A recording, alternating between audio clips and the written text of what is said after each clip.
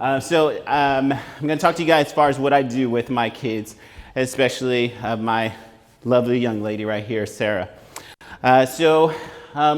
What is Child Life? So Child Life is an organization that focuses on kids within hospitals to kind of focus on trying to get them to do the things that we need to get done in a hospital, because you can imagine coming into the hospital, seeing somebody in a white coat, seeing a beautiful guy in a white coat, and they get a lot of anxiousness. You don't have a kid say, okay, I'm going to give you a shot. Okay, just stand still. They're gonna be like, ah! So they're pretty anxious, and Sarah can contest. She was pretty anxious when we first met, but now we're okay. We're on a playing field because we kind of take it back a little bit and kind of just enjoy each other first. So what Child Life does, this is their premise. They focus on trying to get kids to kind of relax and take it easy, because we're not here to hurt you. We're only here to help you. And so they do it by different ways. So they promote options by doing role playing. You got to get a CT scan, you're going to get an MRI. We're going to put this little baby doll in the MRI, have them go through the scanner first and see the baby doll's looking okay. We can do this, okay? We can do this together. So the things that I've done is a little bit different. So we focus on these things called a mu receptor, and that's what kind of stimulates euphoria. When kids laugh, this beta endorphin comes in, and it binds this mu receptor, and it kind of helps. They're like, they're having fun, right? So there's other things that binds this mu receptor. It's like pain medication, like Dilaudid, morphine, that comes in and binds this mu receptor, and in adults and kids, they feel relaxed. So I've taken it a step further, and I've jumped in, started having a little fun. There's Sarah. Yeah. See? She got the moves. All right.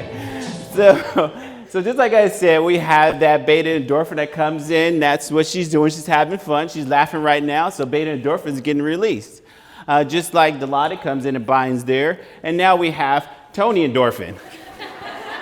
It's the best thing since sliced bread, right? I don't even know when sliced bread was invented.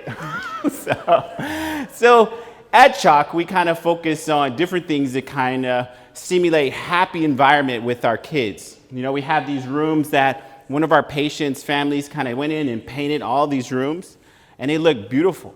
The kids walk in, and they don't even think they're in the doctor's office anymore. I always tell them, okay, I'll be right back. Don't feed the animals.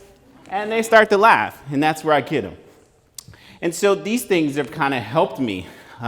As a provider, I'm faced with a lot of different kids with a lot of different issues and a lot of different baggage that comes with them before they come see me. So some of them are very easy to kind of win over. Some of them are pretty hard, such as Sarah was pretty hard.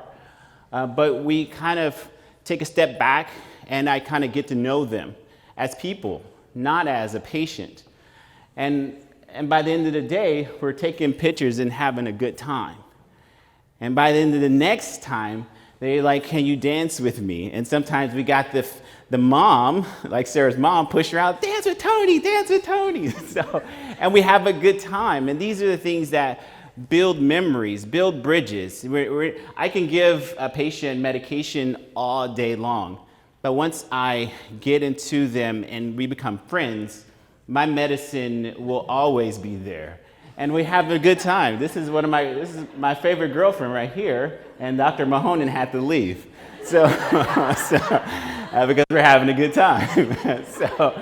So these are the things that I've done to kind of change the face of pediatric neurosurgery, because we get so much stigma of, parents, they see a neurosurgeon and they have to see a neurosurgeon in the hospital. So you can imagine everybody has anxiety by the time I get there, So these are the things that I've done. I thought when I was a little kid, I always wanted a provider that will kind of connect with me on a different level, and then I never found it. So once I became a provider, I said, this is what I'm gonna do, and I'm gonna touch every little kid, every family, and be so personal that my light is going to shine everywhere, and it has. I've been recognized all over the world.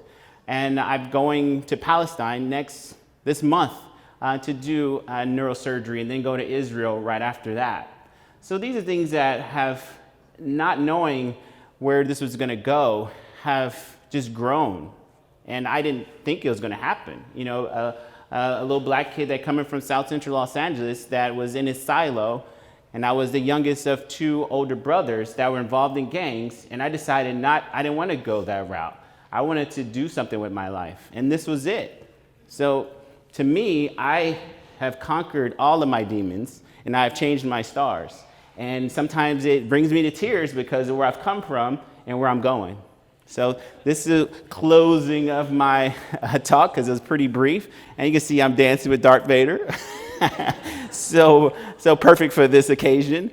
But this is things that we, as healthcare providers, we do these things every day, and we do it in our privacy of our own offices, and we touch our families and our kids and our patients in different ways. And this is my way.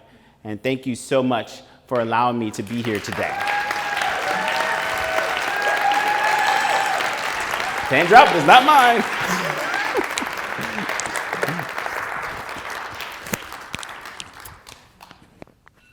All right, that is my alarm.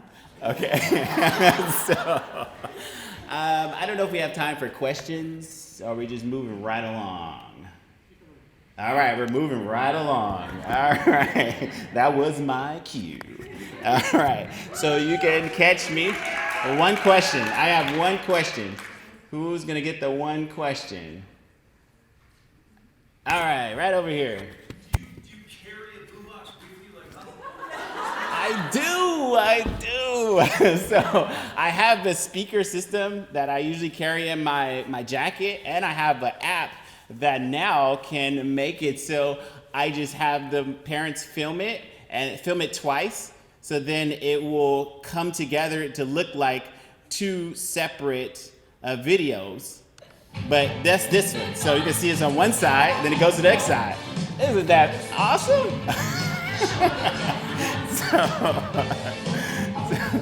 So that is the app, and that's on my phone, and it's like perfect. I was like, they were thinking of me when they made that app. Yes.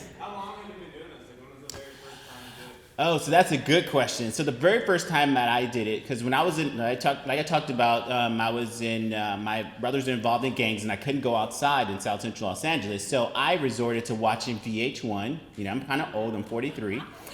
So I watched VH1, and then I listened to music. So I used to dance and do all these different things by myself at home. So, and it kind of took me out of that environment, that little depression. So when I would see one of my kids that I first saw when I started it, he had childhood leukemia, he beat that, and with the radiation, he developed different type of neurological issues called pseudotumor cerebri. So we had to do different surgeries on him. And so it was one hospital stay that I can see the twinkle in his eye, the glow of childhood was kind of seeping away from it, and he was getting that glossy eye look. So I said, you know what, next time I come in, I'm gonna turn on some music and I'm gonna see what I can do. So I turned on some music, I started dancing around, and his mom filmed it, and it went on social media, and that's when it kind of took off. And from there, I'm at 1.9 million followers on Facebook, and I'm known everywhere. Yes. All right, thank you. I'm at Chalk all week.